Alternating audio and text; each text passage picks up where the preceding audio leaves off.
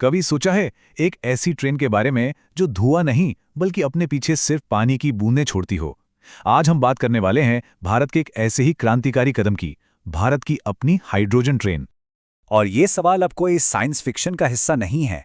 सोच कर देखिए, एक ऐसी ट्रेन जो चलती तो है लेकिन पॉल्यूशन जीरो, जिसके एग्जॉस्ट से निकलता है सिर्फ और सिर्फ शुद्ध पानी।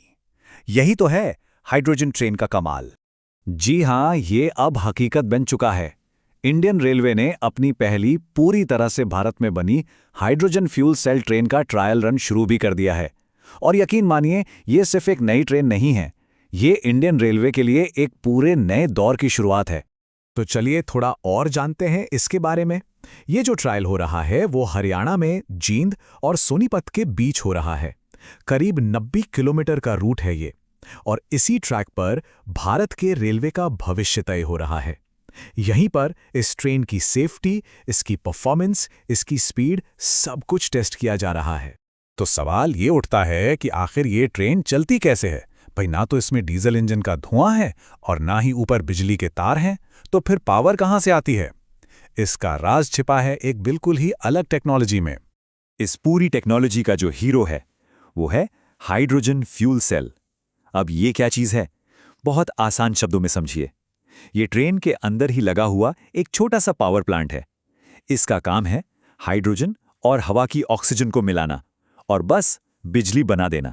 और इसका जो प्रोसेस है ना, वो कमाल का है, एकदम क्लीन। हाइड्रोजन और ऑक्सीजन फ्यूल सेल के अंदर जाते हैं, वहां एक केमिकल रिएक्शन होता है और बूम, बिजली बन जाती है। यही बिजली ट्रेन की मोटर्स को चलाती है। और सबसे अच्छी बात, इसमें कोई शोर नहीं होता, कोई धुआं नहीं होता, डीजल इंजन की तरह। इसका जो बायो प्रोडक्ट है वो है सिर्फ और सिर्फ पानी, मतलब जीरो पोल्यूशन। तो देखिए, ये सिर्फ एक ट्रेन बनाने की बात नहीं है, ये भारत के एक बहुत बड़े विजन का हिस्सा है। ये जो भारत का ग्रीन रेलवे मिशन है ना, ये ट्रेन उसका एक बहुत ही इंपॉर्टेंट पिलर है। अच्छा, एक बात मन में आ सकती है कि अगर ये ट्रेन इतनी इको फ्रेंडली है तो क्या इसकी परफॉर्मेंस में कोई कमी होगी? तो जवाब है बिल्कुल नहीं। ये ट्रेन 140 किलोमीटर प्रति घंटे की टॉप स्पीड पकड़ सकती है। छोटी दूरी के लिए तो ये एकदम परफेक्ट है। और सिर्फ स्पीड ही नहीं, इसकी रेंज की जबरदस्त है। एक बार इसका हाइड्रोजन टैंक फुल हो जाए तो ये ट्रेन करीब करीब 1000 किलोमीटर तक नॉन स्टॉप चल सकती है। मतलब ये कई रूट्स पर एक बहुत ही प्रैक्टिकल ऑप्शन बन जाती है। और सबसे गर्व की बात जानते हैं क्या है? ये कोई बाहर से लाई हुई टेक्नोलॉजी नहीं है। ये A to Z एक मेक इन इंडिया स्टोरी है। इसे चेन्नई की इंटीग्रल कोच फैक्ट्री में डिजाइन किया गया है और वहीं बनाया भी गया है। ये हमारी अपनी इंजीनियरिंग का कमाल है। तो आप समझते हैं कि ये ट्रेन बड़े पिक्चर में कहाँ फिट होती है। देखिए, इंडियन रेलवे का एक बहुत बड़ा टारगेट है 2030 तक नेट जीरो कार्बन एमिटर बनना, और उस टारगेट को हासिल करने के लिए ये हाइड्रोजन ट्रेन एक गेम चेंजर साबित हो सकती है। डीजल पर हमारी डिपेंडेंसी कम करने का ये शायद सबसे बड़ा कदम है। सरकार का एक और बहुत ही खूबसूरत प्लान है जिसे नाम दिया गया है हाइड्रोजन फॉर हेरिटेज। मतलब इन क्लीन ट्रेन्स को सबसे पहले हमारे जो आइकॉनिक हेरिटेज रूट्स हैं ना, उन पर चलाया जाएगा। जरा सोचकर देखिए, कालका शिमला की हसीन वादियों में या दार्जिलिंग के चाय के बागानों के बीच से एक ऐसी ट्रेन गुजर रही है जो कोई धुआं नहीं छोड़ती। ये उन जगहों के एनवायरनमेंट के लिए कितना बड़ा तोहफा होगा।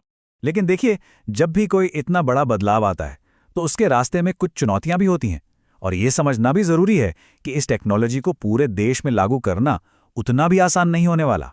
तो मोटे तौर पे 3 बड़ी चुनौतियां हैं। पहली, कॉस्ट यानी लागत। इसे बनाने का और चलाने का शुरुआती खर्चा डीजल ट्रेन से लगभग 27% ज़्यादा है। हाँ, ये बात अलग है कि आगे चलकर फ्यूल की बचत से ये गैप कम हो जाएगा। दूसरी चुनौती है सेफ्टी। हाइड्रोजन एक बहुत ही ज्वलनशील गैस है, तो इसे स्टोर करने और ट्रांसपोर्ट करने के लिए बहुत ही सख्त नियम कानून चाहिए होंगे। और तीसरी और शायद सबसे बड़ी चुनौती है इंफ्रास्ट्रक्चर। मतलब पूरे देश में हाइड्रोजन भरवाने के लिए स्टेशनों का एक जाल बिछाना होगा। लेकिन इन चुनौतियों का मतलब ये नहीं कि हम रुक जाएं। इनके बावजूद ये कदम भारत को दुनिया के नक्शे पर एक लीडर के तौर पर खड़ा करता है।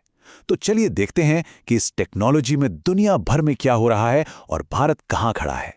तो देखिए, इसकी शुरुआत 2018 में जर्मनी ने की थी। वो दुनिया का पहला देश बना। फिर 2022 में चीन ने भी अपनी हाइड्रोजन ट्रेन लॉन्च की, और अब भारत इस एलीट क्लब में शामिल होने जा रहा है। हम दुनिया के तीसरे और एशिया के दूसरे बड़े देश बन जाएंगे जो इस फ्यूचर टेक्नोलॉजी को अपना रहा है। तो आखिर में ये ट्रेन सिर्फ हाइड्रोजन से नहीं चलती, ये चलती है भारत के एम्बिशन से, इनोवेशन से और एक साफ सुथरे कल के वादे से। तो सवाल यह है कि जब हमारी पटरियों पर दौड़ने वाली ट्रेनें पानी जितनी साफ एनर्जी से चलेंगी, तो भारत के ग्रीन फ्यूचर का अगला स्टेशन कौन सा होगा?